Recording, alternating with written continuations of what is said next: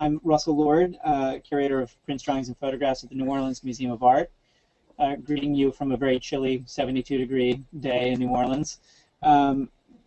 I thought just a quick kind of overview of how the discussion will go. I'd like to introduce our two panelists, and I'm going to start posing a few questions that fall into a broad set of categories, and then I understand that I can hear, or I can see a number of questions coming in from the rest of the attendees, and I hope to try to direct the discussion to answer as many of those questions as possible. So with that, please let me introduce our two panelists. First, we have Helen Evans. Helen C. Evans is the Mary and Michael Jaharis Curator for Byzantine Art at the Metropolitan Museum of Art, and she is in charge of the early Christian and Byzantine collections. She received her undergraduate degree with distinction from Newcomb College at Tulane University here in New Orleans, and her MA and PhD from the Institute of Fine Arts at NYU. As a curator, she conceived of the reinstallation and expansion of the Mary and Michael Jaharis Galleries of Byzantine Art in 2000, the first permanent galleries for Byzantine art in a major international museum, and she continued that with a further expansion in 2008. She has taught widely at the IFA at NYU, at Columbia University, Hunter College, the University of New York, and Oberlin College. She is the vice president, meaningful for this organization, the vice president and a founding member of the Association of Art Museum Curators. She has been a reviewer for a number of grants programs, including the MacArthur Grants, and has herself been the recipient of a number of grants, including a Crest Foundation grant, the American Academy in Rome, Dumbarton Oak Center for Byzantine Studies, the Metropolitan Museum of Art's Kremlin Exchange Program, as well as being a Metropolitan Museum Chester Dale Fellow and J. Clausen Mills Fellow.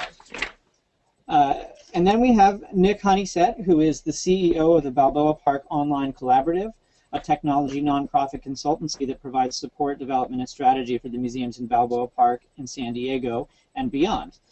Previously, he was the head of administration for the J. Paul Getty Museum in LA, administrating at the museum's two campuses in Brentwood and Malibu.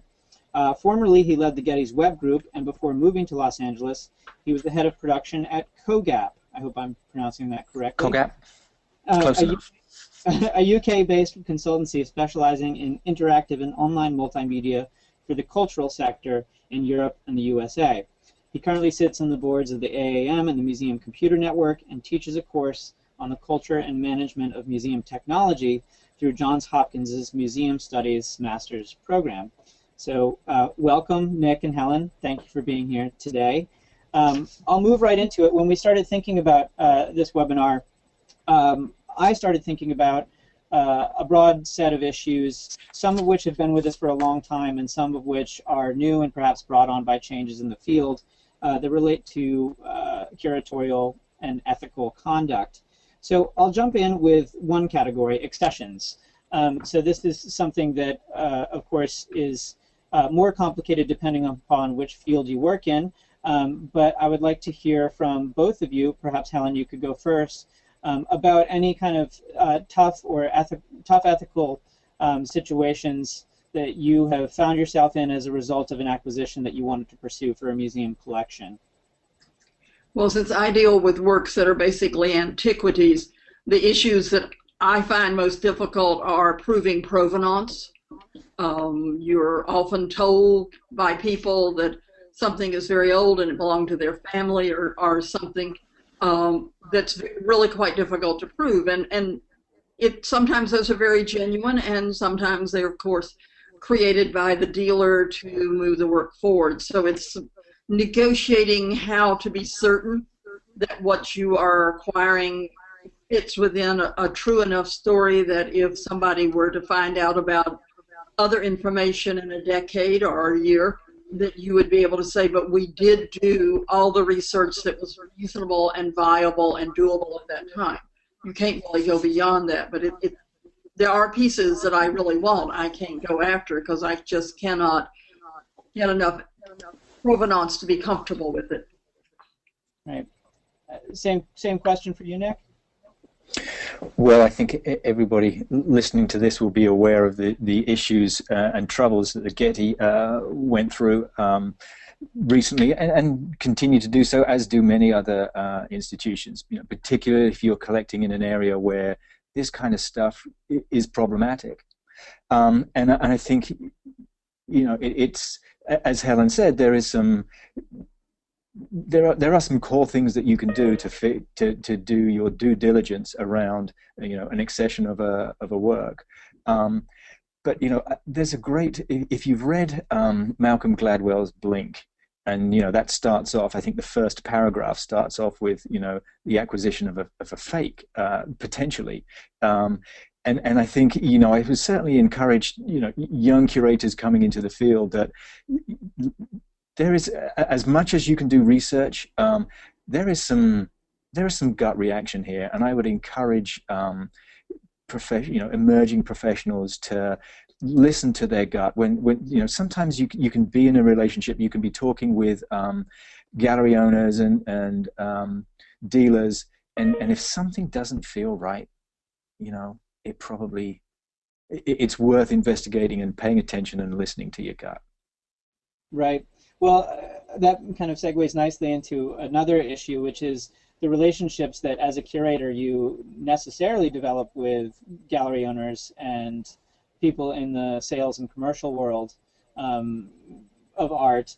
What are some of the things to be careful about? Because, of course, there is a lot of interaction between people with commercial interests, and that can give rise to a lot of conflicts of interest.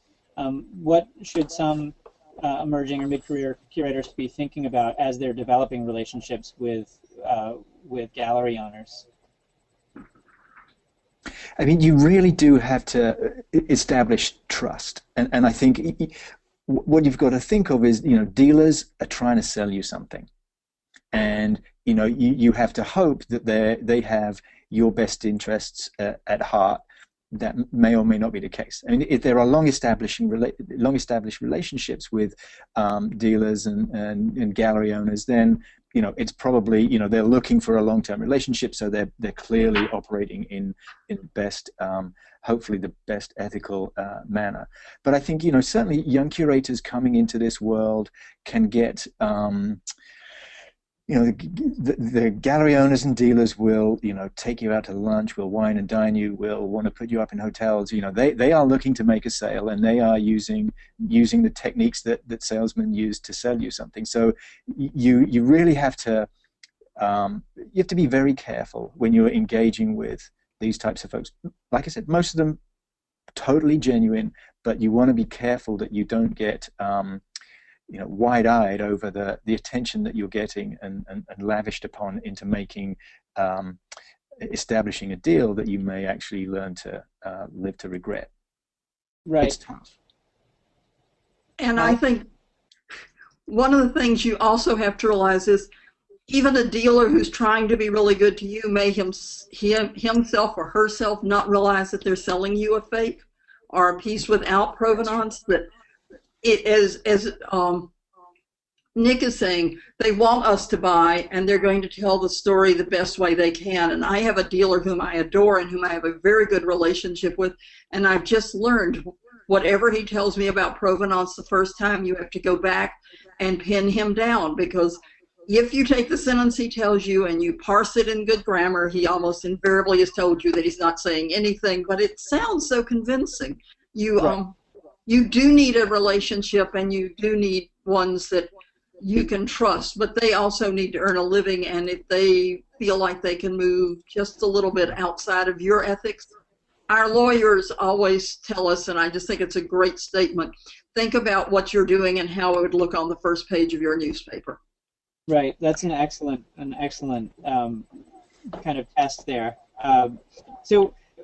And also, let me just add to that, Russell. You know, on the other side of that, you know, if you're in a relationship with a dealer or a gallery owner, and you know you're traveling. I mean, we had situations at the Getty where curators were staying in the houses of dealers. You know, it not only does it put you in a difficult position, but it puts you in a difficult position with your own institution as well, because then if you've got this really chummy relationship with somebody, then you may be giving them preferential treatment, you may be erring on the side of accepting their word about where the work of art has come from. So there is young curators being thrust into this. It's difficult, and you have to keep your wits about you, and you have to listen to take advice from as many people as you can, colleagues. So, continuing that line of thinking, where should we draw the line when it comes to allowing gallery owners to help us financially in our travels? Because I'm sure depending on what size institution you work for, your budget might be smaller or larger when it comes to travel, and some museums might actually expect a curator to stretch out that travel budget as much as possible. So not having to submit a receipt for a dinner is also, can be a good thing for your home institution. But do either of you have any advice on how do you make that decision to draw the line? So excuse me, Nick. No, you go ahead. Go ahead, Helen. And then you're first next time. Know what your institution's own rules are, and make sure that they tell you, because it may be an institution whose budget is so small that they don't mind a gallery picking up your round-trip airplane ticket, or it may be one that would fire you for that. And right. the thing I didn't know is a lousy defense when you're in real trouble. Saying that I asked an appropriate supervisor and got their permission, even better if it's in writing, is a type of protection for you. Going out to dinner with the dealer is fine, probably if you're going out for $1,000 bottles of wine, it's less fine. But no one's ever asked me for such a dinner.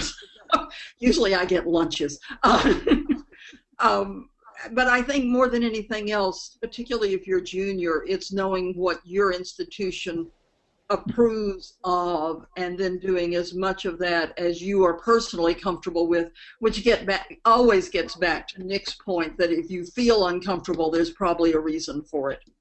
Right, right. Nick, that's totally right. Disclose everything. Understand what your institutional policies are, and disclose everything. So the situation you don't want to be in is the museum commits to purchasing something, and then after the event it turns out that you spent a week at the dealer's house, and were wined and dined, and those. So all that stuff has to be totally upfront as you're making that, and even to the point of presenting a potential acquisition to a board.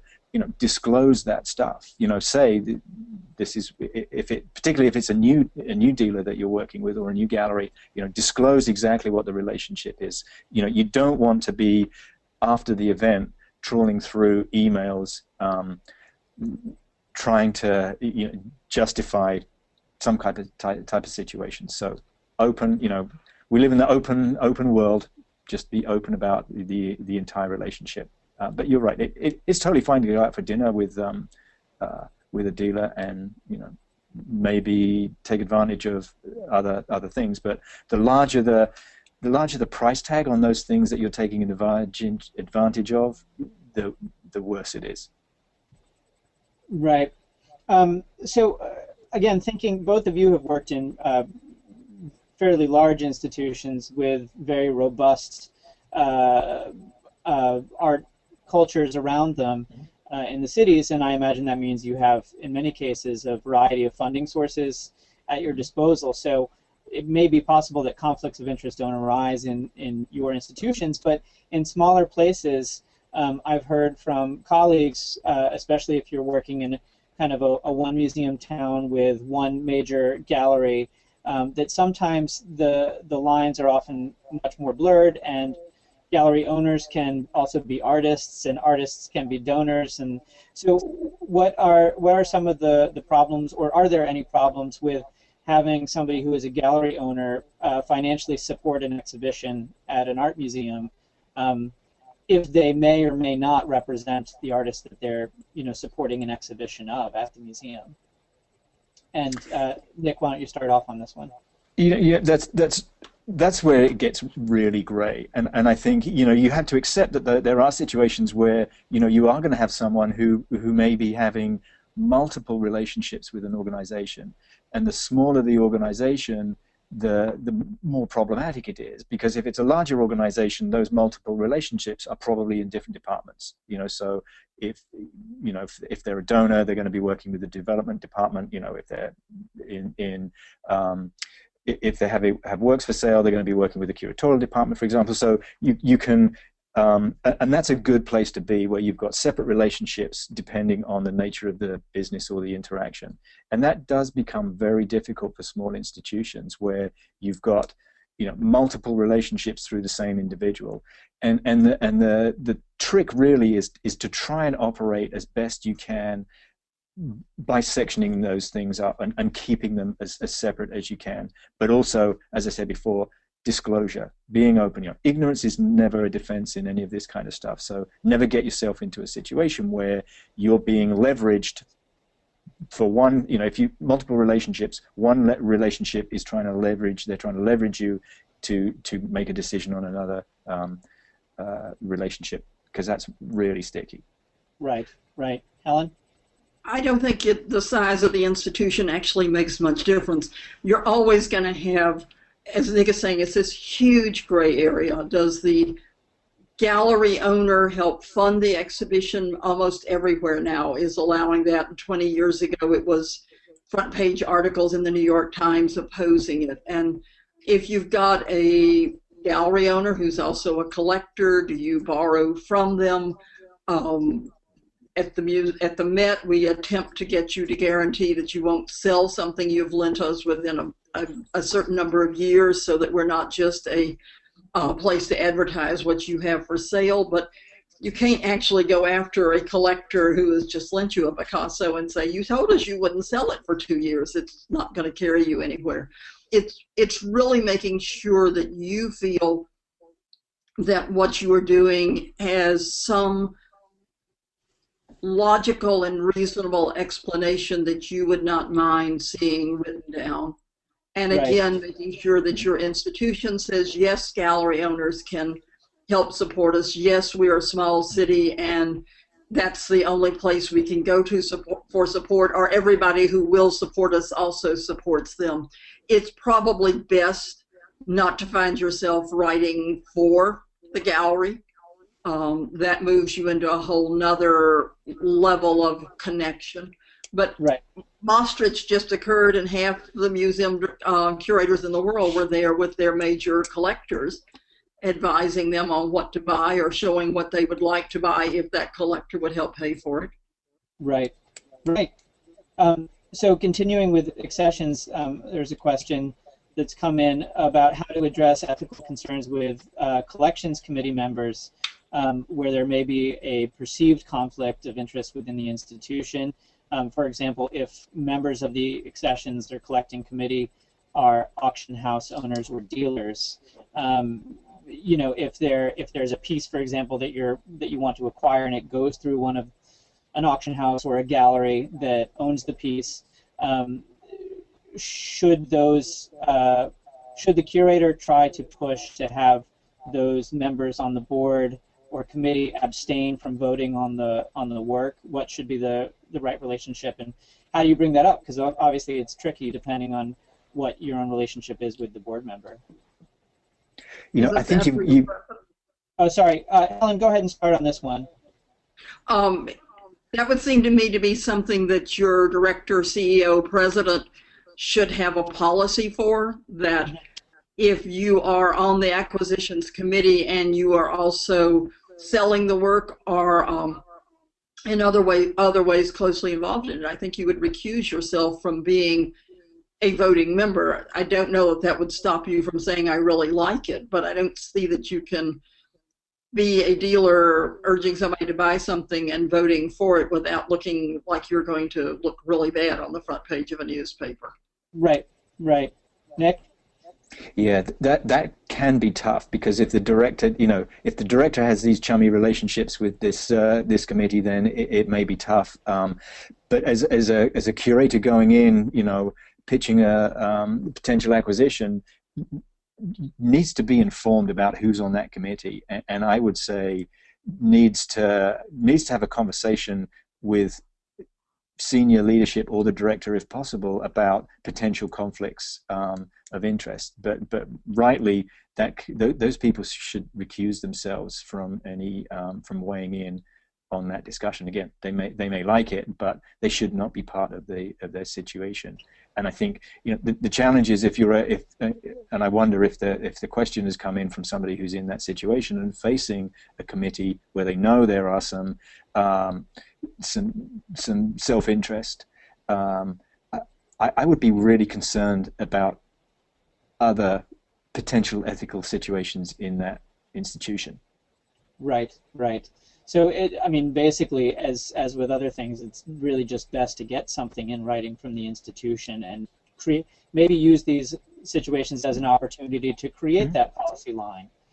I think that's great. You know, that's a great idea, is to create some. If nothing exists, you know, try and drive the creation of formal policies. I think, you know, it would benefit the institution in many ways. So yeah, I would highly recommend that. And I would add that if the institution says it doesn't want to do it, it would still probably be good for you to write down that you brought it to the attention of these people, that they said to go forward, that you just want to note that there was conflict of interest. Because the flip of that would be if there was an auction house or a gallerist on the book committee who disliked the person you were trying to buy from and would be pushing against it just by personal animosity, and that's also something you sometimes have to deal with. Right. Two more acquisitions-related questions that have come in. What about the ethics of accepting less than stellar gifts? Oftentimes the object that you really want is sort of dangled in front of you within a group of objects that you may not really want. What should be a guiding principle there? You know, obviously there is the possibility of future deaccessioning, but one doesn't necessarily want to be creating a pile for future deaccessioning. But at the same time, you're negotiating with director and board wishes that you actually get that one thing that's within that group. So any thoughts on that? Helen, why don't you start? Well, I'm at a museum which has whole galleries devoted to people who had things we wanted that were so stellar that we took them under largely their standards. I think what you want to try to avoid, and particularly in this generation where storage itself is so expensive, is taking anything in which you are promising to show the not so stellar pieces forever, or to show them at all, in fact, and that you would not want to have a gift that said that everything had to stay with the museum forever. I think we all take at various times something that we would like something better, but there's no real chance of getting something better for now, so it's something that's important for us. Or if it's absolutely spectacular, the medieval department has in storage at the Met a large non-medieval rooster that came in with some incredibly important works of art of a whole much later era, and we apparently are going to have it forever because that rooster was going to be part of the gift. Right. Yeah, I think Helen answered that, but you know, I would question, you know, acquiring something that you know you're going to, you go into the acquisition knowing you're going to deaccession it at some point. I mean, that seems wrong, but there are situations where what's on offer is so good that you that you make that decision. Again, you know, I don't think, you know, certainly from the emerging curator, you know, the young professional's point of view, I would bump that decision up. You know, if you're interested or trying to acquire a single piece, and it comes with some kind of you know, quid pro quo, then I would say, you know, this is above my pay grade, and give the decision to somebody else. Right. And particularly, you know, requirements around gifts.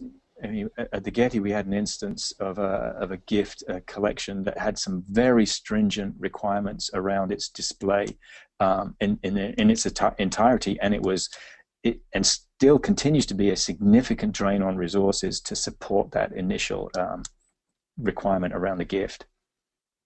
Right.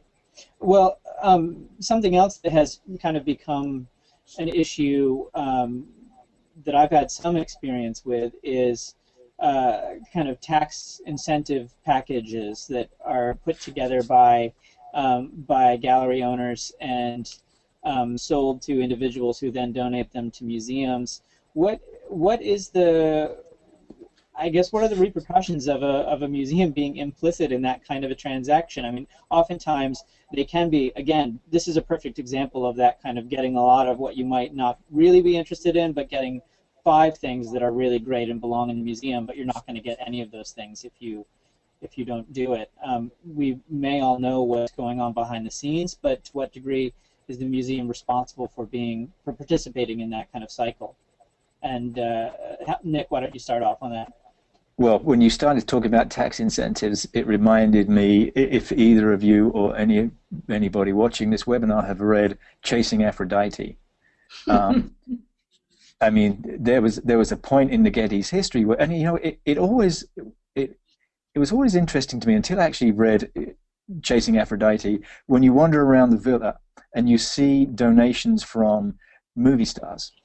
And it always confused me about why there were so many donations from movie stars in the villa.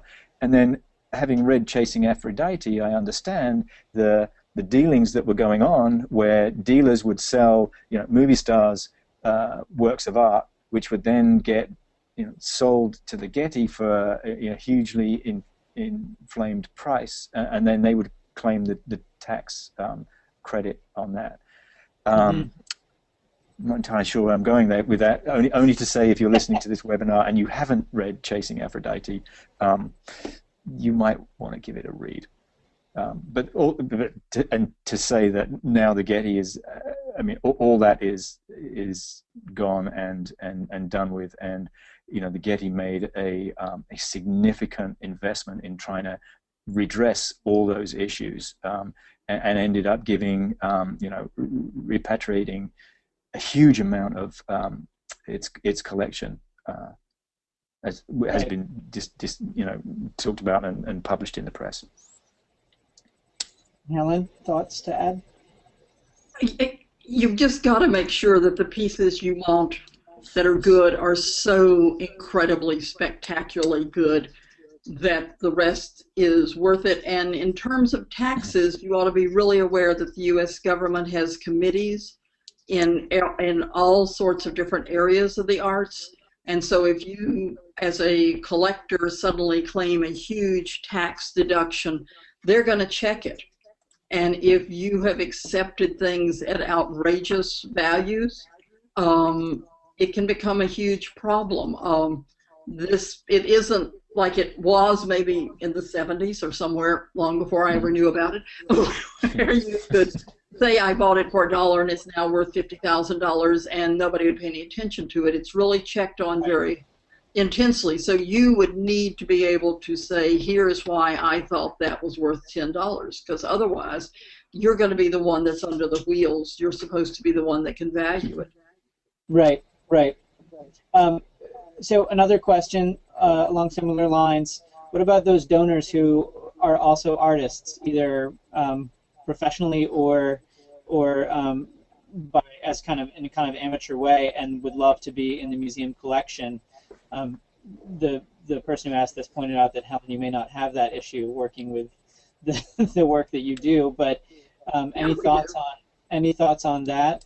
Contemporary artists seeking to be in the collection who also have been donors in the past. We have lots of that. Yeah. And we have a whole area of people that come in and just leave a work of art somewhere in the buildings. There's a huge pile of paintings. I don't think we even always know who the artists are, so they can say they have a work in the Met. I think it goes back to that kind of very gray area. We wouldn't take it if we knew we would never display it and had no interest in it, unless, of course, you were a Getty and were going to then give us millions and millions of dollars, in which case maybe we would take it but never display it. Right. we have the layman wing of the Met, and there are portraits of the laymans at the front that we would never have gotten those artists as the artists who painted the portraits, but in the opening of the Layman Gallery originally, those portraits were right at the front, so everybody would know who the two donors, the father and son, were. It always, in a way, should come back to, is your institution benefiting more by what you're considering doing than losing by doing it, and will your administration support that decision? Because it's not just the lawyers, it's your board saying, why did you do that? Or your board 5 years out saying, why did that board let you do this?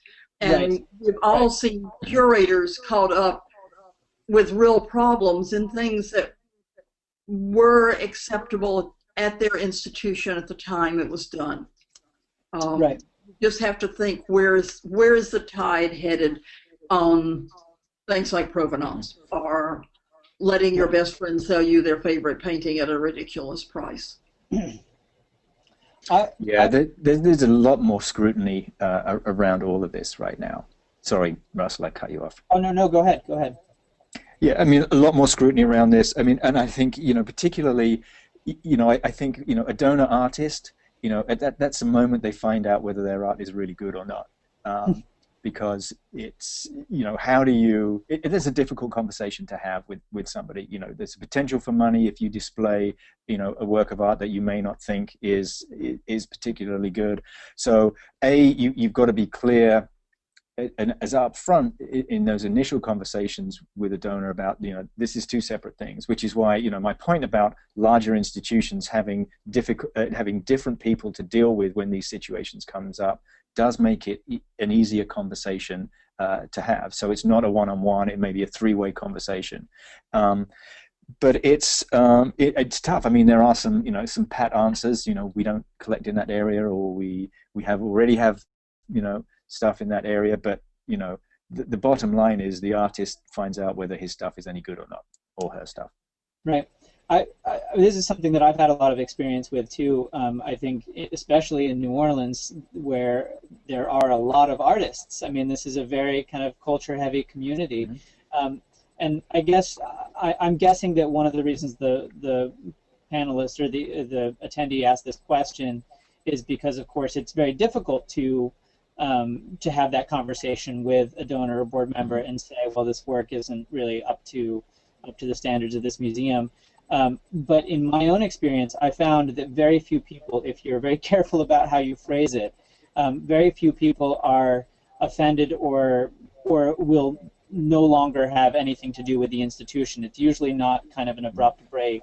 And in fact, sometimes it can actually help kind of establish a level of respect from that supporter, just kind of recognizing, okay, well, here's what they want to show, and here's where I am, and I'm striving to get to that level.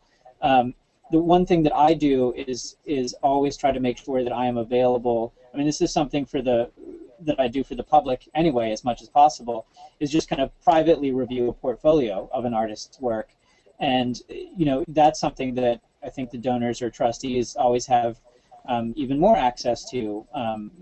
I try to make myself available for them, and if they want me to look at their work and give them suggestions on where to go with it, that's something that I try very hard to fulfill, and it can go a long way towards keeping that relationship, and also to kind of proactively presenting what your ambitious exhibition program is, so that they understand that what they're doing right now might also not fit into it.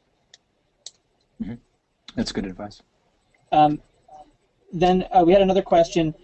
What do either of you have any advice on donor-directed acquisition funds, in which the curator may feel that the donor is overstepping in terms of steering the funds without a true collaboration or consultation with museum curators?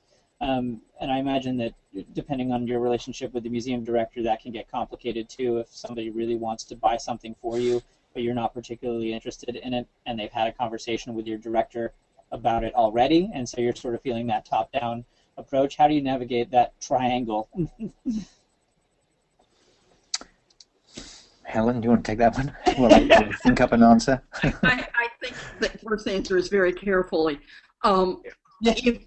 If you're truly unable to justify it, as opposed to just not being enthusiastic, you need to lay out very carefully and politely why you think it is not going to help build the collection, and try to do it in a way like Russell was talking about what he does when he looks at portfolios. Make it clear that what they want, that you understand what they want to do for the institution, but that work or group of works is counterproductive to their goal of having the institution having the very best, and that you would rather get them to buy something else or to get one work of better quality, and even perhaps offer them the type of thing you would love to see them do. What we have a certain surprising amount of money devoted to, and because we're large enough, it's not a giant problem, but I could see where it could be is there's less and less money. People will give money to buy Chinese art. We have money to buy Czech art, which is not that bad. You can buy medieval, you can buy a contemporary photographer, but it is kind of amazing that they're not saying you can only buy Picasso, but they are saying my ethnic identity is this and I want to see it in a major museum, so I'll give you funds. And then we let those amounts build up until something really worth buying, so that your culture is presented in the way somebody would think it was any good. It's not going to do you any good to have a third-rate Picasso or fifth-rate work from somewhere else. But it's vast, and you really need to work out your alternatives, so it's just not off the top of your head. I think that's right. You know what you said, Helen, about getting the donor to kind of step back and try and find out what their goal is for the institution. You know, how is it they really want to help the institution, and then steering them to where you want to be, which may be to partner with another donor to put it into a some kind of fund to grow some more significant capital to buy something else. But I think it's, again, is your institution going to benefit from a fifth-rate acquisition? Right. And all those remarks we made about what dealer is doing with a curator, they're also dealing with their donors, their purchasers. So you've got a dealer who's saying this would be just so wonderful, and no, I understand you don't want it in your living room, but wouldn't it be grand if you gave it to this museum, because it would mean so much and you would get your name on the label. We're on the whole not stroked nearly as much as potential customers with big money are. Right. So switching to kind of things that have become issues recently, with the explosion of all kinds of social media, and now a lot of museums have active Facebook pages, and even departments in museums can have active Facebook pages. This kind of has given rise to the question between the personal and the professional Facebook page. Do people develop separate profiles? And if you don't, what are the kind of risks you run being friends with a gallery owner on Facebook?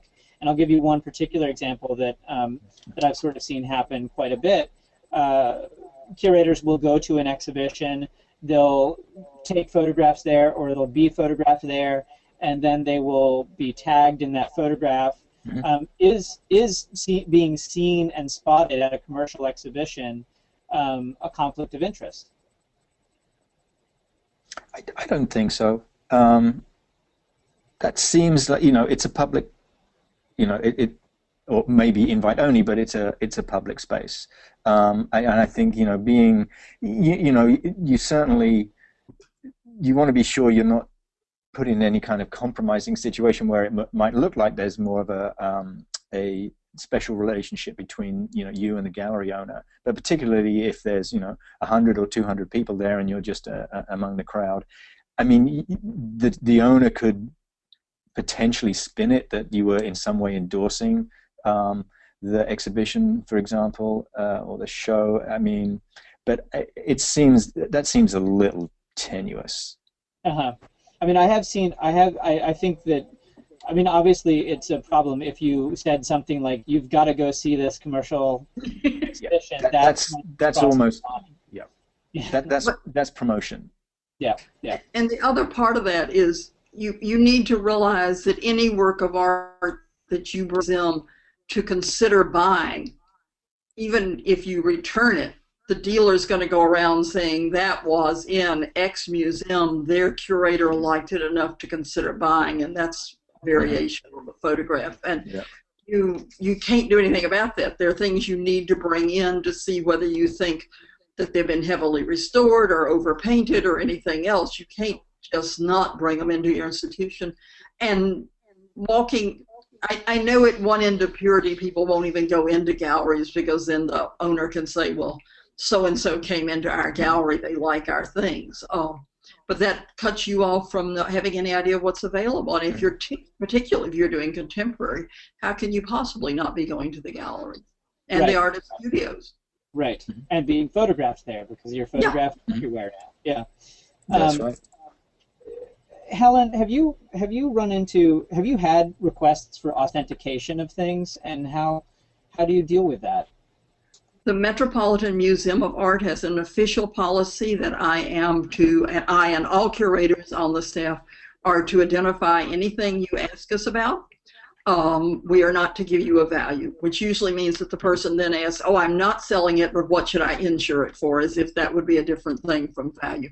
But you are encouraged to give an opinion on the piece. A carefully worded opinion. I wouldn't, and there are all sorts of lovely things you can write. There's like, based on the photograph is one of my favorite phrases. And since my legal collection area ends in the middle of the 15th century, I'm particularly fond of it is after my date, as opposed to, I think it was made the year before you sent it to me. Most people that bring things to us, it's within a range of reasonableness. And I have, in fact, 2 or 3 times got quite wonderful things for the museum's collection from people that I would never have thought would even be someone that would know what a Byzantine work of art was, coming in and saying this belonged to my family. And I would, can you tell me what it is for sure? And when I gave them a vast amount of information on it, they then said, well, would you like it for the museum? I also, if people are really interested in a value, I suggest they go to the auction houses. Right. That's a neutral spot. The weirder ones are when somebody's already been to the auction house, which has told them it's a fake, and then they come to me for me to say that it's not. Then you just have to work on it. I don't think it's wrong. The museums in England particularly have days in which you can bring your bit or piece and do Antiques Roadshow, essentially. It becomes, from my point of view, more difficult when it's absolutely something fantastic and wonderful and I would love to acquire it. How far do I go to be completely honest with them that they've got something wonderful without ruining any chance of their talking to us about acquiring it? Right. Yeah.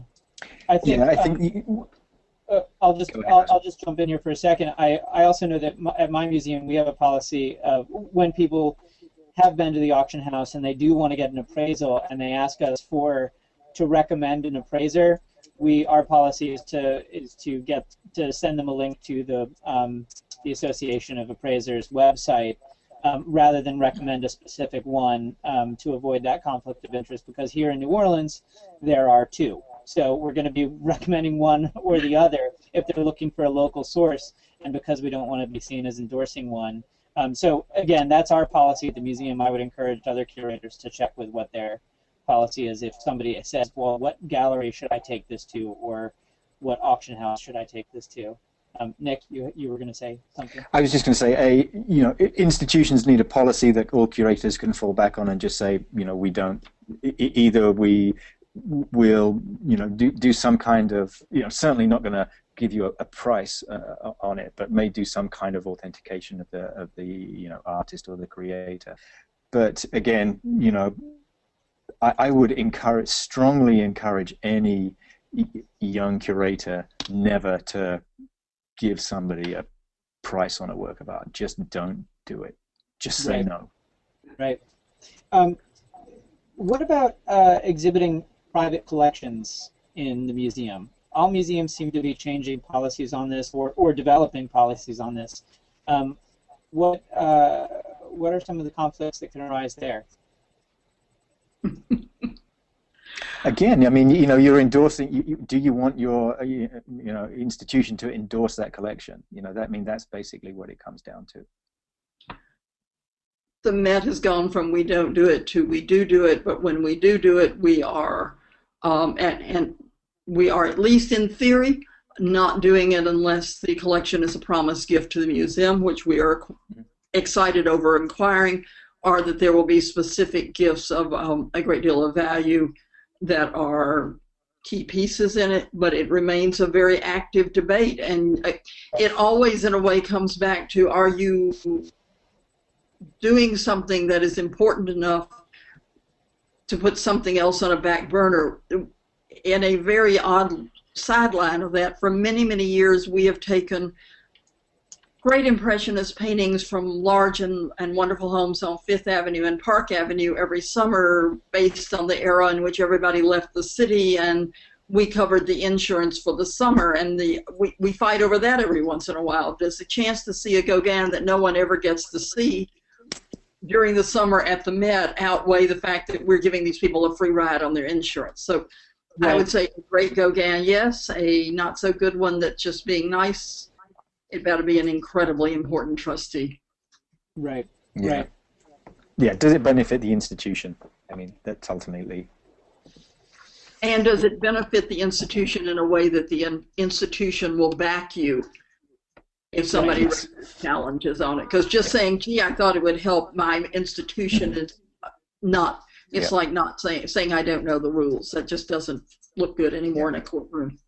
Yeah, so once again, really establish those policies with these. I mean, our NOMA has the same policy as the Met. We, in theory, we are not doing any collections, any private collection shows unless the collection, or at least a significant portion of it, is already a promised gift. So I think it seems like most museums are working in that direction to essentially to avoid the being seen as adding value to a collection that we know that we don't get in the end. So, a similar exhibitions-related question: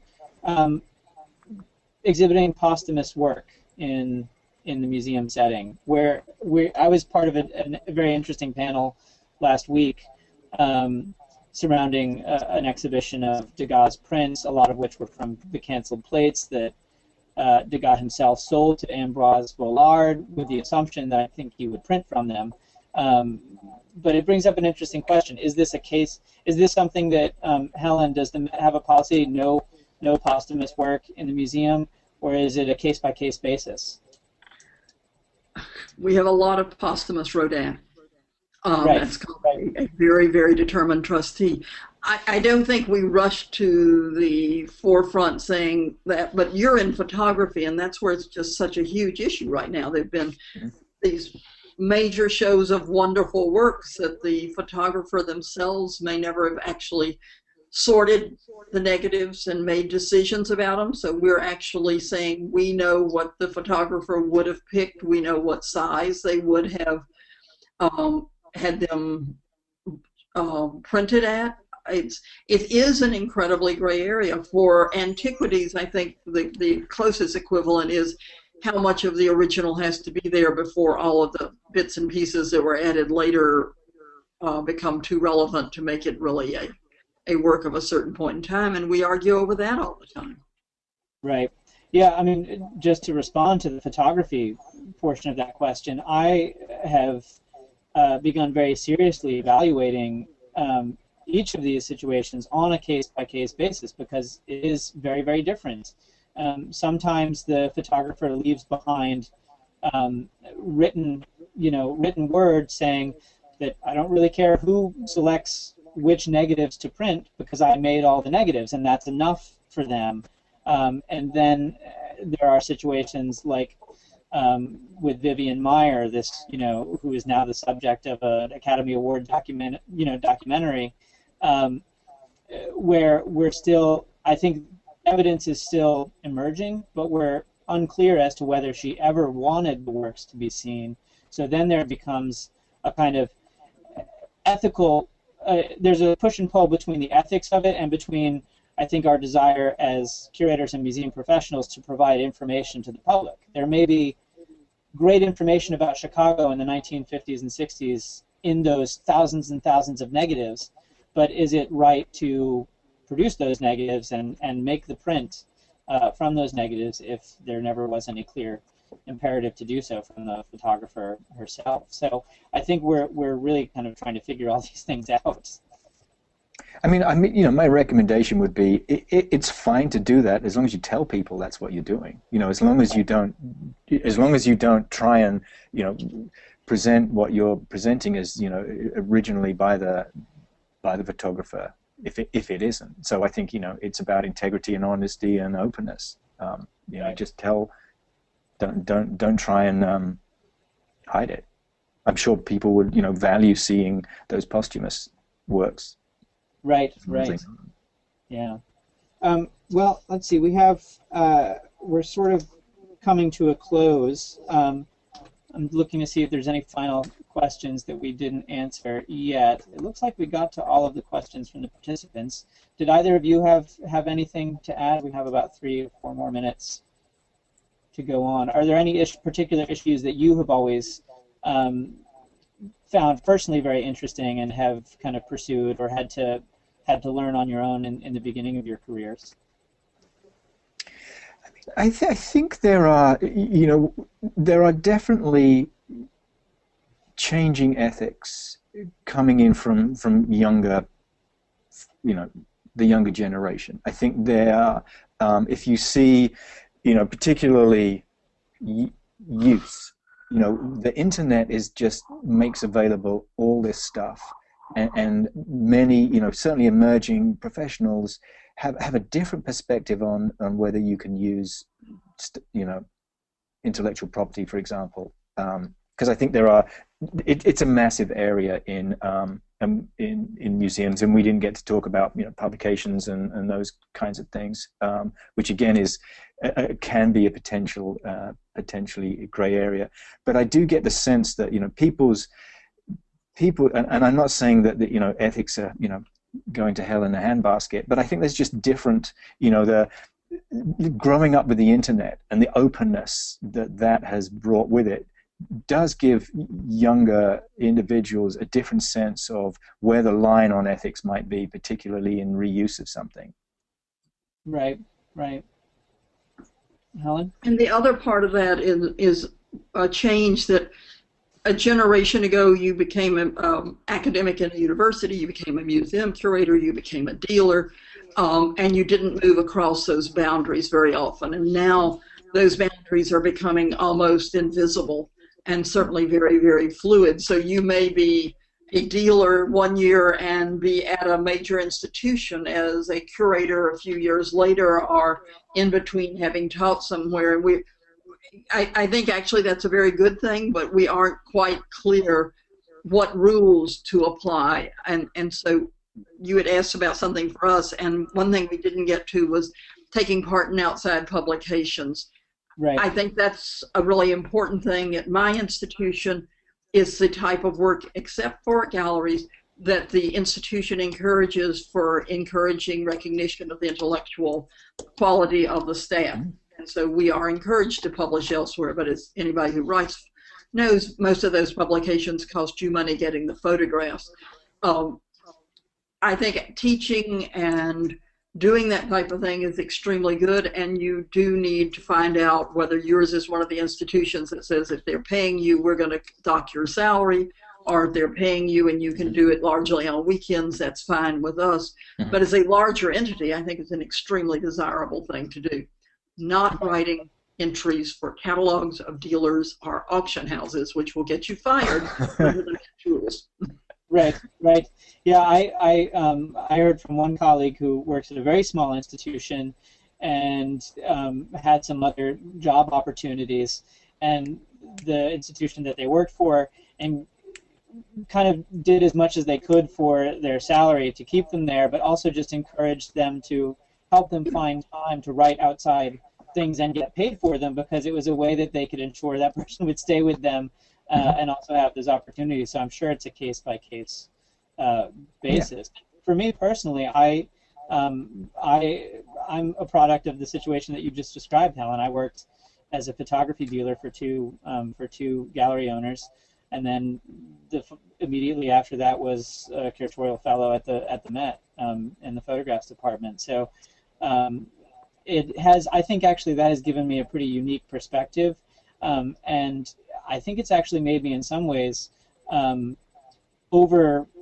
be overly cautious about some ethical questions. The kind of tax incentive package question that one of our attendees brought up earlier was something that I sort of saw happening firsthand, and tried to be careful about the way in which I would become involved in it in the future. Maybe just because I was close to it, but I think this was very helpful. We covered almost everything. There's, of course, we could go on for another hour about deaccessioning or about writing and teaching experience, but I think hopefully our attendees got a little something out of this, and we did seem to answer all of the questions that we had. So I thank both Nick and Helen for joining us today, and it was a pleasure. Discussion. I think there's a lot to find out. Thank you for organizing it well. No, my pleasure. My pleasure. All right. Well, take care, and okay. We'll hope we can continue the conversation someday. Great. Thanks very much, Russell. Helen, great to meet you. Lovely to meet you. And we hope you all learn from the webinar. Yes, Goodbye. we do.